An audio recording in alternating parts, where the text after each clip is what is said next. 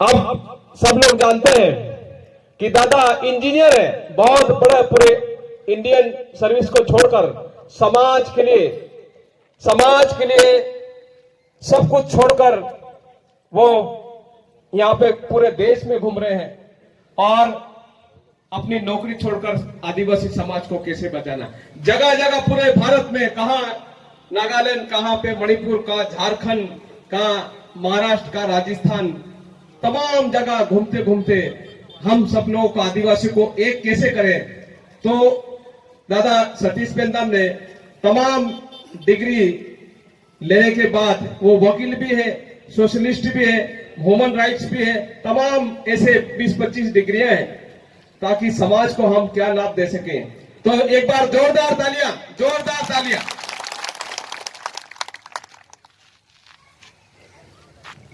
मेरे को लगा था कि मेरा नंबर बाद में आएगा, लेकिन आप लोगों ने पहले नंबर पे डाल दिया मुझे। ठीक है, मैं जब यहां के कार्यक्रम के लिए मेरे को बोला गया तो भीम सिंह दादा ने और अपने कुछ साथियों ने बताया कि भाई 22 तारीख को एक कार्यक्रम हम लोग यहां रख रहे हैं। मैं कल बड़वानी में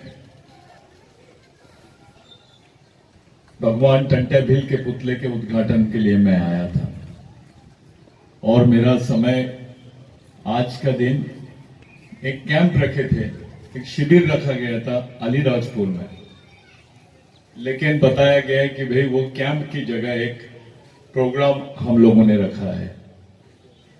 चलो अच्छी बात है। मुझे ये बताया गया कि भाई यहां कांग्रेस के भी लोग हैं, बीजेपी के भी लोग हैं, समाज के अलग अलग संगठन के भी लोग हैं।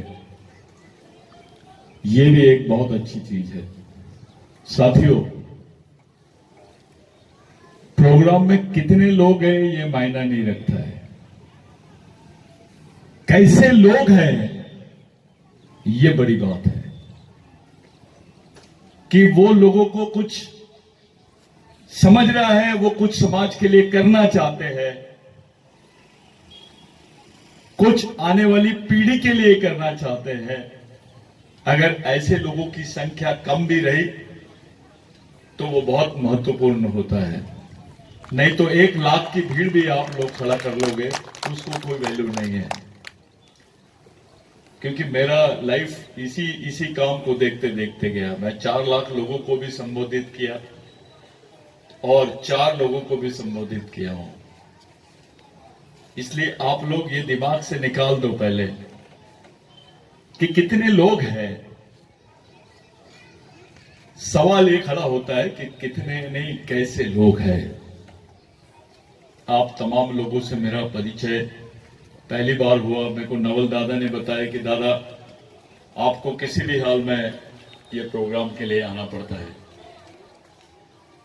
तो यहां कांग्रेस और बीजेपी दोनों किस्म के लोग हैं, लेकिन सबसे बड़ी बात है कि समाज को मानने वाले, समाज की मानने वाले और समाज को चाहने वाले लोग यहां पर है।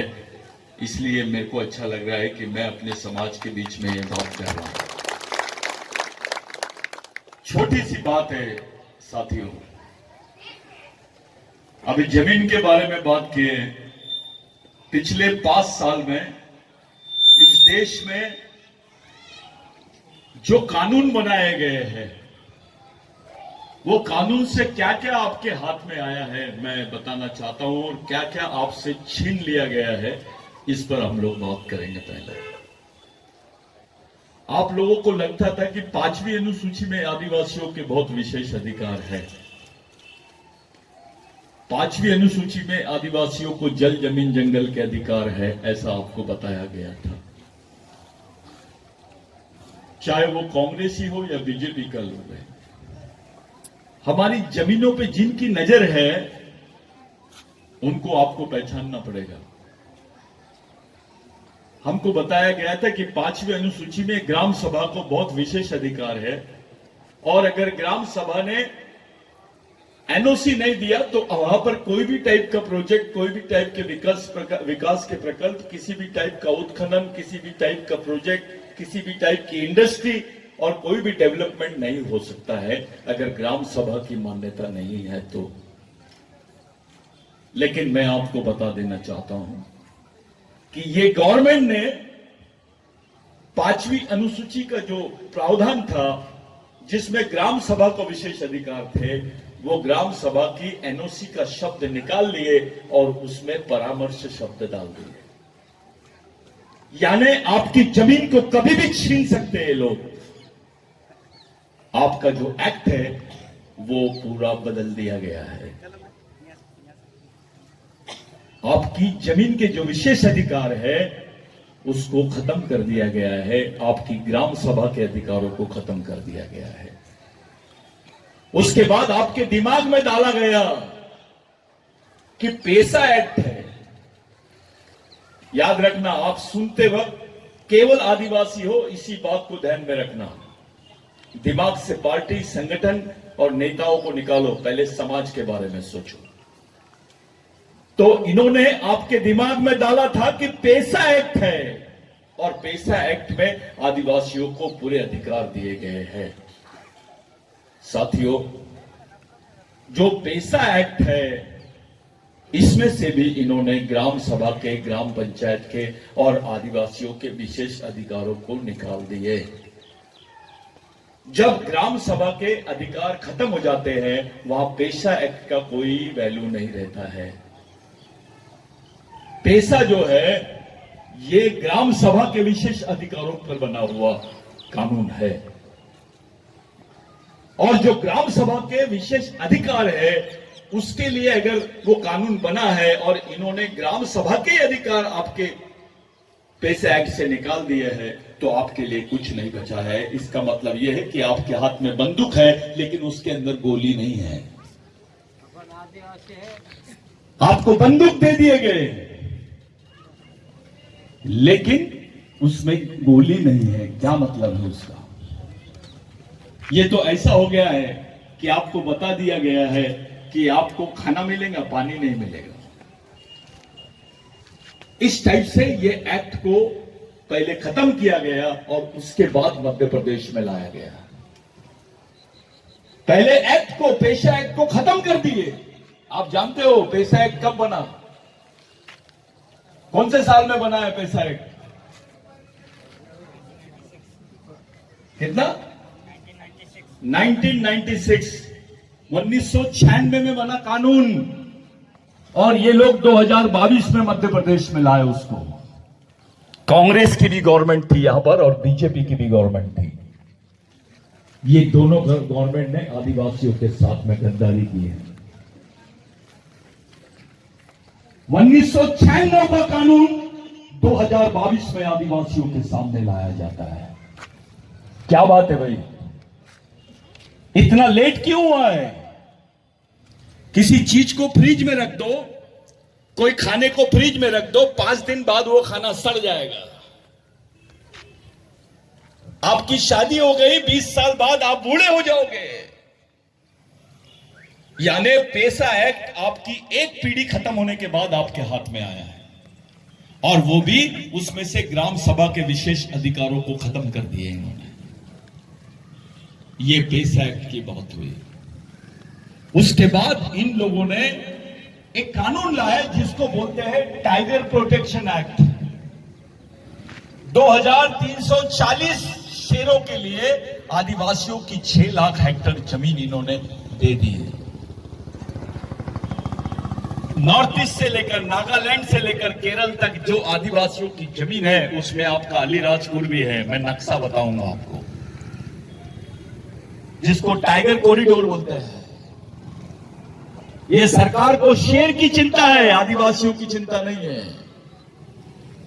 ये पूरी आदिवासियों की जमीन से इन्होंने 2340 शेरों के लिए 6 लाख हेक्टेयर आदिवासियों की जमीन को ले लिए और उसके बदले में कम से कम 1.5 से 2 करोड़ आदिवासी विस्थापित हो जाएंगे। अभी मैं जो बोल रहा हूं ऑन रिकॉर्ड बोल रहा हूं। 2 करोड़ आदिवासी, 1.5 से 2 करोड़ आदिवासी विस्थापित हो जाएंगे। हमेशा हमेशा के लिए अपने गांव से दूर चले जाएंगे। ये एक कानून यानी देश में ऐसा चित्र बना दिए है, टाइगर रहेगा या ट्राइबल रहेगा। सरकार के सामने दो प्रश्न थे, या तो टाइगर को जिंदा रखो या ट्राइबल को जिंदा रखो, लेकिन ये सरकार ने फैसला ली है टाइगर को जिंदा रखने का, ट्राइबल को नहीं। शेर या आदिवासी जंगल में दो कोई भी रहेगा, उसमें से एक कौन रहेगा ये तय करना है। तो सरकार ने बोली शेर रहेगा, यानी जानवर रहेंगे लेकिन आदिवासी नहीं रहेंगे। उसके बाद जब हम लोग पूरे देश के आदिवासी लोग मणिपुर की घटना का विरोध कर रहे थे, जब हमारी मां बहनों को सड़क पर नंगा घुमा रहे थे ये लोग, ऐसा देश में किसी समाज के साथ में नहीं हुआ है। मणिपुर में नंगा सड़क पर हमारी मां बहनों को घुमाया गया है। 400 मशीन गनें लूटी गई, 6 लाख गोलियां लूटी गई, ऐसा सरकार का कहना है। लेकिन मैं आपसे पूछता हूं, क्या कोई मिलिट्री से गोली लूट सकता है? बंदूक लूट सकता है? एक आम आदमी किसी मिलिट्री से बंदूक लूट सकता है क्या? ये हजम होने वाली बात है क्या? इसका मतलब दूसरा साफ है कि आदिवासियों को मारने के लिए 400 मशीन गन और 6 लाख गोलियां दी गई थी। साथियों, आदिवासियों के गांव जला दिए। 3 साल के बच्चे, 2 साल के बच्चे दौड़ नहीं सकते थे बचने के लिए, वो उसी घर में जल के मर गए। करीब करीब 400 आदिवासी मारे गए, 1 लाख आदिवासी हमेशा के लिए वो गांव छोड़ के, वो प्रदेश छोड़ के बाहर चले गए। ये 6वीं अनुसूची के आदिवासी है। जो मणिपुर के लोग हैं ये 6वीं अनुसूची के आदिवासी है, और अलीराजपुर के लोग 5वीं अनुसूची के आदिवासी है। अब देखिए, जो लड़कियों को नंगा घुमाया गया, गवर्नमेंट बोलती है हमको 3 महीने बाद पता चला। 3 महीने बाद आदिवासी की बच्ची को नंगा घुमाते हैं, उसकी खबर प्रधानमंत्री को 3 महीने बाद पता चलती है। लेकिन पाकिस्तान में कुछ हो जाता है तो 30 मिनट में बाद दिल्ली में आ जाती है। क्या बात है? हमारी मां बहनें मरती है, हमारे लोगों को मारा जाता है, हमारी जमीनों को लूटा जाता है, उसकी खबर सरकार को 3 महीने बाद मिलती है। और एक आदि आबा बाबा आता है, उसकी 3 मिनट में पूरे प्रदेश में खबर निकल जाती है, पूरे टीवी चैनल दिखाने लग जाते हैं।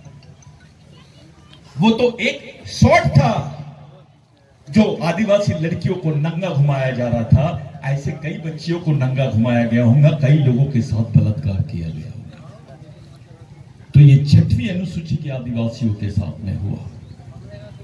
उसके बाद इनके दिमाग में आया कि भाई जमीन तो 5वीं अनुसूची के आदिवासियों के पास भी है।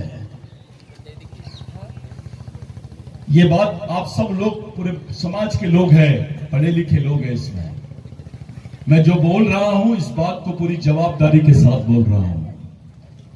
इनके दिमाग में आया कि जमीन तो 5वीं अनुसूची और 6वीं अनुसूची की भी हमको चाहिए। इन्होंने टारगेट किया आप लोगों को, और सरकार ने एक बिल लाई।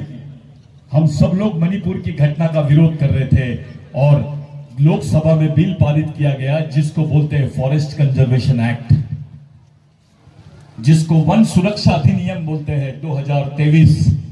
ये 1980 के नियम को अमेंड करके इन्होंने ये बोल दिया है कि जो दावे की जमीन आप बता रहे थे शंकर दादा, जो आप लोग बोल रहे थे कि वन अधिकार के तहत हमारे दावे की जमीन, जो सामुदायिक दावा बोलते हैं, जिसको कम्युनिटी फॉरेस्ट राइट बोलते हैं, वो अधिकार अब निकल गया है। गवर्नमेंट ने उन जमीनों को लीज पे देने की बात और उसका कानून निकाल दी गई है। जिस जमीन पर आदिवासी दावा कर सकता था, जिस जमीन का आदिवासी मालिक था, सरकार ने उस जमीन को प्राइवेट सेक्टर को दे दी लीज पर, 60 साल की लीज पर। अब तुम कभी दावे की बात नहीं कर पाओगे। और दूसरा कानून उसमें डाल दिया कि अब आदिवासी क्षेत्रों में पुलिस स्टेशन नहीं रहेंगे। अब आदिवासी क्षेत्रों में सेना रहेंगी, सेना के सेंटर बनाए जाएंगे। अरे पुलिस स्टेशन रहता है तो आप जाके कंप्लेंट करते हो, एफआईआर बनाते हो, उसको कानून का राज बोलते हैं। मिलिट्री के लोगों का एक ही काम होता है, पैरामिलिट्री फोर्स का, या तो गोली मारना, या तो भगा देना, या गोली मार देना। ये कानून के तहत आदिवासी क्षेत्रों में ये लोग सेना के सेंटर लगा रहे हैं। अब तुम्हारे क्षेत्रों में पुलिस स्टेशन नहीं रहेगा। 370 के तहत इन्होंने कश्मीर को हमला किया, कश्मीर को अपने अंडर में लिए। 371 और 372 ये 5वीं अनुसूची और 6वीं अनुसूची के आदिवासियों के अधिकार है। इनको मालूम था कि इस देश में अगर जमीन किसी के पास है तो आदिवासियों के पास में है, ना कि पाकिस्तान के पास है, ना नेपाल के पास है, ना बांग्लादेश में है, ना श्रीलंका पर है। इसलिए भारत सरकार इन देशों पर आक्रमण करने के बजाय आदिवासियों पर आक्रमण करने की रणनीति बना रही है। साथियों, पहली बार हुआ है भारत के इतिहास में कि वन कायदे की जमीन का कानून बनाया गया और उसमें लिखा गया कि भैया यहां पर आपको सुरक्षा के लिए सेना लगाई जाएंगी, पुलिस नहीं। अब आगे की बात सुनो, सेना लगाए जाएंगे, पुलिस नहीं लगाई जाएगी, आपके क्षेत्रों में पुलिस स्टेशन नहीं रहेगा। साथियों, आपके 5वीं अनुसूची के अधिकार खत्म, आपके पेशा के अधिकार खत्म, आपके क्षेत्रों को अभी टाइगर रिजर्व जोन और उसको बफर जोन के नाम से आपके 2 करोड़ आदिवासियों को देश से बाहर निकालने की रणनीति, उनके मूल जमीन से उनको बाहर निकालने की रणनीति इन्होंने बना ली है। और ये कानून के तहत आप जो वन दावा कर सकते थे, जो वन पट्टे आपको मिल सकते थे, वो भी नहीं मिलेगा। पुलिस थी, आप आंदोलन कर रहे थे तो कुछ चीजें आपको मिलती थी। जब मिलिट्री रहेगी और आप आंदोलन करोगे तो आपको देशद्रोही बोल के ये लोग गोली मार देंगे। मैं नहीं बोल रहा हूं, ये कानून पढ़ो, मैं लेके आया हूं। ऐसा कानून इस देश में कौन से समाज के खिलाफ में बनाया गया, थोड़ा बताओ। कौन से खिलाफ में, किसके खिलाफ में बनाया गया ऐसा कानून जो आदिवासियों के खिलाफ में बनाया गया? तुम्हारी जमीन, जल, जंगल तुम्हारे हाथ से छीन लिए, अब तुम्हारे पास कुछ नहीं बची है। आदिवासियों की जमीन को नॉन ट्रांसफरेबल लैंड बोलते हैं, अपरिवर्तनशील भूमि, उसको परिवर्तनशील भूमि बना दी है। पहले आदिवासियों की जमीन वस्तु नहीं थी, इसको खरीदी बिक्री की वस्तु बना दिया गया है। आदिवासी की जमीन का कानून जो बिरसा मुंडा के आंदोलन से, भगवान टंटा भील के आंदोलन से बना था, वो कानून था जिसको लैंड एक्विजिशन एक्ट बोलते हैं, 1898 का। 1898 में कानून बना कि आदिवासियों की जमीन गैर आदिवासियों को नहीं दी जाएगी, और गैर आदिवासी तो क्या, सरकार भी नहीं ले सकती है। लेकिन ये कानून अब पूरा बदल गया है। अब तुम्हारे हिस्से में तुम्हारे पास कोई जमीन नहीं है, और ऐसी परिस्थिति बना दी गई है कि एक तरफ तुम्हारे यहां से पुलिस स्टेशन खत्म, दूसरी तरफ सेना लगा दिए है। और अगर तुम अपनी जमीन की बात करोगे तो तुम गोलियों के भूने जाओगे। तुम्हारे क्षेत्रों में सेना लगाने का मतलब यह होता है साथियों, सीधा युद्ध, गृह युद्ध की तरफ आदिवासियों को ढकेल दिया गया है। मैं तुमसे पूछता हूं, कैसे मुकाबला करेंगे हम सेना का? क्या तैयारी है तुम्हारे समाज की? कौन सा नेता बचा सकता है, कौन सी पार्टी बचा सकती है तुमको? जब यह कानून लाया गया 2023 का, तो लोकसभा में यह बिल पास हुआ और राज्यसभा में भी विपक्ष था, वहां कांग्रेस भी थी। इधर बीजेपी तुम्हारे पे हमला कर रही है और उधर कांग्रेस चुप है, इसका मतलब दोनों सहमत है, ऐसा महसूस हो रहा है। क्या करोगे तुम?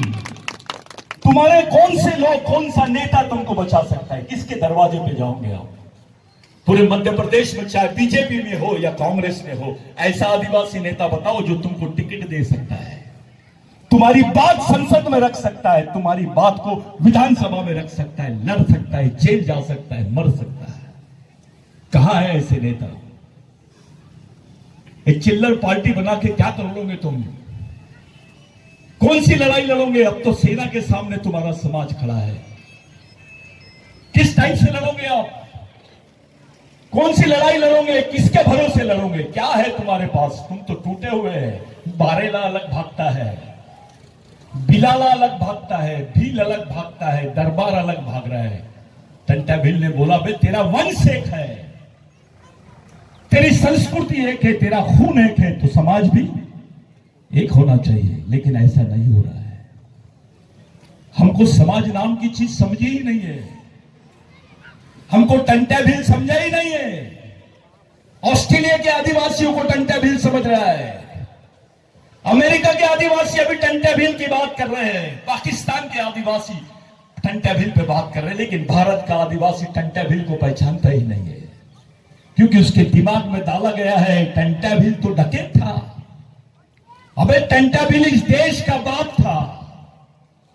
उसके जैसा संघर्ष किसी इतिहास में कोई आदमी ने नहीं किया है। आज जो तुमको गर्व से तुम बोलते हो हम भील है, आदिवासी है, ये केवल कोई भगवान ने नहीं दिया तुमको, वो टंटा भील की देन है। आप जिनको बात कर रहे हैं अलीराजपुर का एक एक आदिवासी आदमी, जाओ 1864 के पहले के रिकॉर्ड निकालो तुम्हारे जमीन के, तुमको पता चलेगा कि ये जमीन तुम्हारे बाप ने, तुम्हारे दादा ने नहीं, टंटा भील की वजह से मिली है। उसके मरने की वजह से जो कानून बनाए उसके तहत तुमको जमीन मिली है। तुमको जमीन देने के लिए ये लोग मर गए हैं।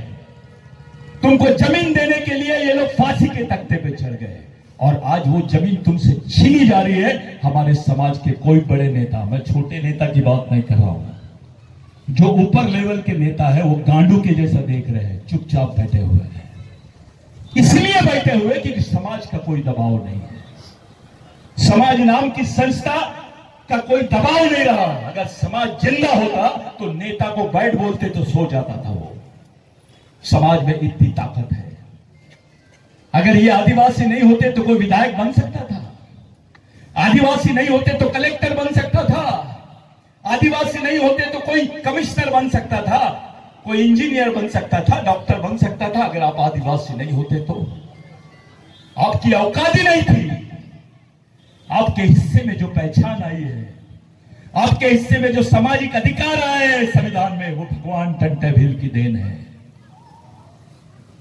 तुमको जमीन किसने दिया? अगर तुम अपने आप को टटोलेंगे, रिकॉर्ड टटोलेंगे, तो तुमको पता चलेगा कि तुम्हारे हिस्से में जो जमीन आई है वह भगवान टंटा भील की वजह से आई है। हमारे कुछ गांडू लोग, हमारे कुछ बेईमान गद्दार लोग भगवान टंटा भील को डकैत बोलते हैं। अब तेरा बाप है वो, तेरा भगवान है वो, उसको डकैत बोल रहा है जिसने तेरे पेट में रोटी डाला है, जिसने तेरी मां के बदन पे कपड़े डाला है। तुमको तो ब्लाउज पहनने का अधिकार नहीं था आदिवासियों को, चाहे गोंड हो, भील हो, बिलाला हो, बारेला हो, दरबार हो। हमारी मां बहनों को उस वक्त ब्लाउज पहनने का अधिकार नहीं था। अपना स्तन ढांक नहीं सकती थी हमारी मां बहनें। जब ब्लाउज पहनते थी तो टैक्स देना पड़ता था उसको। उस लड़ाई को भी टंटा भील ने लड़ा, तब तुम्हारे हिस्से में ये बदन पे कपड़े आए। एक साथ 14 लोगों को टंटा भील ने मारा था। 70 ग्राम पंचायत में 70 जमींदारों को एक ही दिन, एक ही समय पे सजा दी गई थी। वो टंटा भील है। टंटा भील मामूली चीज नहीं है। हमने टंटा भील से क्या लिया? पहले तो हमको क्रिमिनल ट्राइब बोलते थे, गुनहगारी जमात। पैदा हुआ आदमी तो गुनहगार बोलते थे उसको। और क्रिमिनल ट्राइब के खिलाफ में साहब कानून था कि कहीं पे भी देखो क्रिमिनल ट्राइब को मार दो, लेकिन दूसरा जो मारने वाला रहेगा उसके ऊपर कोई एफआईआर नहीं होगी। इतने सारे भीलों को मारा गया है, लाखों की संख्या में, जिनकी बॉडी भी नहीं मिली उनके ऊपर कोई एफआईआर नहीं दर्ज हुआ। एक तरफ ऐसा कानून कि ब्राह्मण भाइयों को कोई सजा नहीं होगी, और दूसरी तरफ ये कानून कि जहां भील दिखे या गोंड दिखे, बिलाला दिखे, बारेला दिखे, उसको मार दो। ये कानून के खिलाफ में टंटा भील को जब भगवान रेंगा कोरकू, जो उनके खासम सैनिक थे, उन्होंने बोला कि भगवान अपने लोगों को अब नौकरियां नहीं मिलेगी, अपने लोगों को सरकारी नौकरियां नहीं मिलेंगी। तब होलकर एम्पायर था, अंग्रेजों की ये थी, हुकूमत थी। तो टंट्या भील ने बोला ठीक है, इस पर कुछ विचार किया जाएगा। जब टंट्या भील के सामने ये प्रश्न आया तो टंट्या भील ने बोला, जाओ अंग्रेजी सरकार को बोल दो, अगर टंट्या भील को पकड़ना है तो आदिवासियों को पुलिस में नौकरी भर्ती करो। आपको जो नौकरी देने की बात उन्होंने की, उसके एवज में अपनी जान गिरवी रख दिया था टंट्या भील ने। जब टंट्या भील ने बोला कि जाओ आदिवासियों को पुलिस में नौकरी दो, उसके बाद अगर तुमको टंट्या भील को पकड़ना है तो पुलिस में आदिवासियों को भर्ती करना ही पड़ेगा। ब्रिटिश गवर्नमेंट यहां से ब्रिटेन गई और जिसको हेरिडिटरी एक्ट बोलते हैं, वंश परंपरागत एक्ट, कानून कि गुनहगार का बेटा गुनहगार, तुम्हारा बच्चा पेट में भी रहेगा तो वो क्रिमिनल टाइप था। ऐसा कानून किसी दूसरी कौम के खिलाफ में नहीं था इस देश में, जो हमारे खिलाफ में था। वो कानून खत्म हुआ और आदिवासियों को सरकारी महकमे में नौकरियां मिलना शुरू हुई। डॉक्टर बाबा साहब आंबेडकर ने हमको आरक्षण दिया संविधान बनने के बाद, लेकिन नौकरी के लायक हमको किसी ने बनाया है तो भगवान टंट्या भील ने बनाया है। आप नौकरी कर रहे हो, वो भी भगवान टंट्या भील की देन है। मैं आदिवासी क्षेत्रों में जा रहा था, मैं तलाश करते रहता हूं कि भगवान टंट्या भील का कहीं तो भी पुतला दिखे। अपने समाज का आदमी, पार्टी की चिंता है उसको, नेता की चिंता है, लेकिन समाज की चिंता नहीं है। अरे अब तो तुम फंस गए, अब तुम मारे जाने वाले हो, तुम्हारी आखिरी पीढ़ी है ये। इसके बाद कोई जंगल जमीन की बात नहीं करना, कोई भी नेता तुमको बचा नहीं सकता। मैं खुला चैलेंज देता हूं यहां से, अगर कोई नेता बोले कि हाँ मैं आदिवासियों को बचा सकता हूं, तो मैं उसकी चप्पल लूंगा, अपने सर पे रहूंगा और सीधा नागपुर जाऊंगा। ऐसी परिस्थिति में आदिवासी फंसा है कि तुम्हारे पास अब तुम्हारी आने वाली पीढ़ी को बचाने के लिए कुछ भी नहीं है। पूरे अधिकार तुम्हारे छीन लिए गए हैं और सेना के हवाले कर दिया आदिवासियों को। ऐसा बिल किसी समाज के खिलाफ में आया क्या पार्लियामेंट में? क्या चाहती है गवर्नमेंट? इसका मतलब साफ है कि सरकार कोई भी रहेगी वो आदिवासियों को ही मारने के लिए बनाई गई है। इसका न्यूज रील जो था वो मणिपुर है। अगर ये घटना मणिपुर में हो सकती है तो अलीराजपुर में भी हो सकती है। आप अपने बाल बच्चों को, अपनी मां बहनों को, अपने आने वाली पीढ़ी को क्या बताओगे कि जब हमारे अधिकार छीन रहे थे तो मेरा बाप गांडू बन के घर में बैठा था, मेरा पढ़ा लिखा साथी, मेरे समाज के पढ़े लिखे लोग हाथ पर बांध के अगरबत्ती लगा रहे थे। जब हमारे अधिकार छीन रहे थे तो हमारे नेता पार्टियों की गुलामगिरी कर रहे थे। जब हमारे अधिकार खत्म हो रहे थे तो हमारे समाज के पढ़े लिखे युवा बेखूबी भरे काम कर रहे थे। किसी को धर्म का नशा है, किसी को पार्टी का नशा है, किसी को जाति का नशा है। अबे बचेगा नहीं तो क्या करेगा? मैं ये नेता हूं, मैं फलाना नेशनल नेता हूं, मैं बुलाता हूं उसको, इंटरनेशनल नेता बना देते उसको। क्या करेगा? कैसे लड़ेगा? कैसे बचाएगा अपनी कौम को? यह परिस्थिति देश के किसी समाज के सामने नहीं है जो तुम्हारे समाज के सामने है। मुस्लिमों को खुलेआम मारा गया कश्मीर में, कोई मुस्लिम देश उनके बारे में नहीं बोला है। सुप्रीम कोर्ट का चीफ जस्टिस ने रिपोर्ट दिया है कि अस्पा कानून जो है, जिसको arm force special protection act बोलते हैं, जिसमें कानून के तहत किसी भी सिपाही के ऊपर कोई कानूनी दर्ज नहीं होगा। अगर वो तुमको गलती से भी गोली मार देगा तो उस पर एफआईआर दर्ज नहीं होगा। अपनी मां बहनों की इज्जत भी लूट लेंगे तो उनके ऊपर एफआईआर दर्ज नहीं होगा। उसको आस्पा कानून बोलते हैं। और अब वो कानून आदिवासी क्षेत्रों में लगा दिया गया है इनडायरेक्टली। इसमें बीजेपी शामिल है और कांग्रेस खामोश है। समझ जाओ कि तुम्हारे साथ क्या होने वाला है, क्या हो रहा है। हम चुपचाप देख रहे हैं, खामोश है, कुछ समझ नहीं आ रहा है कि क्या किया जाए। मेरे भाइयों, मैं जो भी बात बता रहा हूं इसमें से एक बात भी झूठ नहीं है, मेरा कोई फायदा नहीं है, ये सच है। सच्चाई से बाहर मत भागो। कितने दूर भागोगे तुम समाज से? अकेले अकेले अलग अलग भागोगे तो कुत्तों की मौत मर जाओगे तुम।